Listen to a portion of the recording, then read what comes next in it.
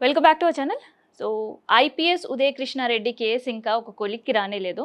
ఇప్పుడు ఇంకొక trainee IPS story social మీడియాలో విపరీతంగా వైరల్ అవుతుంది. సో ఈ ఐపీఎస్ సంపాదన పైనే పూర్తి దృష్టి పెట్టిండంట.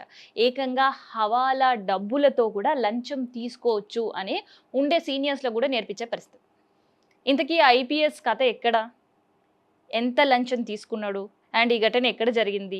అండ్ ఎలా సస్పెండ్ అయ్యాడు? ఇట్లాంటి విషయాలన్నీ కూడా ఈ వీడియోలో మనం మాట్లాడదాం. ముందుగా ఛానల్‌ని సబ్స్క్రైబ్ చేసుకోండి. అసలు ఏంటి అనంటే రాహుల్ బన్సాల్ ఒక ట్రైనీ ఐపీఎస్ ఈయన కూడా. ఛత్తీస్‌గఢ్‌లో ట్రైనింగ్ తీసుకుంటున్న ఐపీఎస్. అండ్ అంబీపూర్ అనే ఒక సిటీలో ఆయనకి సిటీ సూపరింటెండెంట్ ఆఫ్ పోలీస్‌గా బాధ్యతలు కూడా ఇచ్చారు. కానీ అంతలోనే సారు కష్టపడి చదివింది మర్చిపోయాడు. ఆ స్థాయికి రావడానికి ఆయన ఎంత కష్టపడి ట్రైనింగ్ తీసుకున్నాడో, ఎన్ని కష్టాలు పడ్డాడో ఆ లెవెల్‌కి రావడానికి అనేది పూర్తిగా మర్చిపోయిండు. మర్చిపోయి కేవలం సంపాదన, పైసలు మాత్రమే ఇప్పుడే నేను ఇంకా కేసుకోవాలి అని అనుకున్నాడు. నిజంగా క్రైమ్ ఇన్సిడెంట్లు జరిగినప్పుడు పోలీసులు ఇన్వెస్టిగేషన్ చేస్తుంటే ఆ ఇన్వెస్టిగేషన్ గురించి ఆ క్రైమ్ స్టోరీస్ మనం చెప్పుకుంటాం. కానీ చాలా భిన్నంగానే పోలీసులే క్రైమ్ గురించి చెప్పుకోవాల్సిన దుస్థితి, దట్టు ట్రైనీ ఐపీఎస్ల గురించి అంటే సిగ్గుచేటు అంటూ సోషల్ మీడియాలో చాలా వైరల్ అవుతుంది ఈయన గురించి. అయితే ఫస్ట్ యంగ్ డైనమిక్ రాహుల్ గురించి ఒక్కసారి ఆయన అంబిపూర్ సూపరింటెండెంట్ ఆఫ్ పోలీస్‌గా చార్జ్ తీసుకునేసరికి అక్కడుండే media, social media super stories ఆయన గురించి రాశారు. అండ్ సార్ కూడా చాలా పెద్ద పెద్ద స్టేట్మెంట్స్ ఇచ్చాడు. ఏంటంటే, నేను అవినీతికి చాలా దూరంగా ఉంటాను. అవినీతి చేసే అధికారుల పైన నేను కొరడా జులిపిస్తాను. అవినీతికి పాల్పడితే చాలా గట్టి శిక్షలే వాళ్ళపైన ఇస్తాను. అంటే ఇట్లాంటి ఒక మంచి సినిమాటిక్ డైలాగ్స్ అన్నీ కూడా చెప్పారు. సీన్ కట్ చేస్తే సారే హవాలా డబ్బుల విషయంలో దొరికిపోయిన పరిస్థితి. సీబీఐ ఎంక్వైరీ చేసిన సిట్యుయేషన్. ఇంతకీ ఈ కేసులో ఏమైంది అనేది పోలీసులు చెప్పడం కాదు. ఈ పోలీస్ పైనే సీబీఐ చెప్పే పరిస్థితికి వచ్చిందనమాట. అసలు ఎవరు ఈయన అనంటే ఛత్తీస్‌గఢ్ క్యాడర్ 2022లో ఒక ఐపీఎస్ ఆఫీసర్. సో ఈ ఐపీఎస్ ఆఫీసర్ చాలా కష్టపడి ఆ స్టేజ్‌కి రావడం జరిగింది. ఆ తర్వాత ఈయనకి అంబిపూర్ సిటీలో సూపరింటెండెంట్ ఆఫ్ పోలీస్‌గా ఈయన చార్జ్ తీసుకోవడం జరిగింది.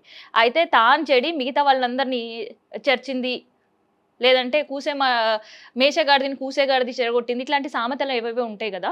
సో, అట్లాంటి సామెతలన్నీ ఈసారికి అడాప్ట్ అయితాయని సోషల్ మీడియాలో చాలా విపరీతంగా కామెంట్స్ పెడుతున్నారు. ఆ కామెంట్స్ ఎందు గురించి? ఇంత ఘోరంగా ఒక ఐపీఎస్ అధికారి పైన పెడతారా అని నేనే ఆశ్చర్యపోయినా. సో, ఆ స్టోరీ విన్న తర్వాత ఏమో జనాలు అట్లా స్పందించిండ్రేమో అని నాకైతే అనిపించింది. అసలు ఏంటి అంటే అంబిపూర్‌లో సిటీ సూపరింటెండెంట్‌గా సార్ చార్జ్ తీసుకున్న తర్వాత సార్ దగ్గరికి ఒక సైబర్ ఫ్రాడ్ కేస్ అనేది వచ్చింది. సో సైబర్ ఫ్రాడ్ కేసు వచ్చింది అని అంటే పాపం బాధితులకి సార్ హెల్ప్ చేస్తారని అక్కడ మీడియా, సోషల్ మీడియా ఛానల్స్ చాలా విపరీతమైన ఒక హైప్లో ఉండే సార్ పైన హై ఎక్స్పెక్టేషన్స్ పెట్టుకున్నారు. సో ఆ ఎక్స్పెక్టేషన్స్ రీచ్ అవ్వడం పక్కన పెడితే సైడ్ సెటిల్మెంట్ చేసేసిండు ఈ సార్. సో ఆ సైడ్ సెటిల్మెంట్ చేయడంలో కూడా పోలీస్ కానిస్టేబుల్ అనుషాల్ని ఇందులో ఇన్వాల్వ్ చేసిండు. తర్వాత sub inspector, assistant sub inspector Praveen కుమార్ని కూడా సార్ ఇన్వాల్వ్ చేసిండు.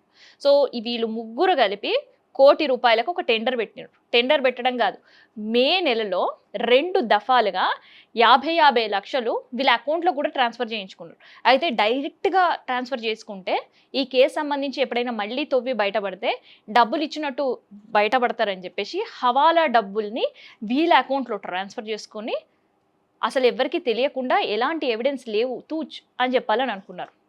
కానీ పోలీసులే తప్పు చేస్తే ఇంకొక పోలీస్‌కి తెలవదా? సో క్రైమ్‌లో ఉండే సెక్షన్స్, లుసుకులు అండ్ పోలీస్ ఇన్వెస్టిగేషన్ సార్ ప్రాపర్‌గా చూడలేరేమో అని కూడా సెటైర్‌లేస్తున్నారు సోషల్ మీడియాలో. దానికి కారణం అవకాశం ఇచ్చింది కూడా ఈ ఐపీఎస్ రాహుల్ సారే.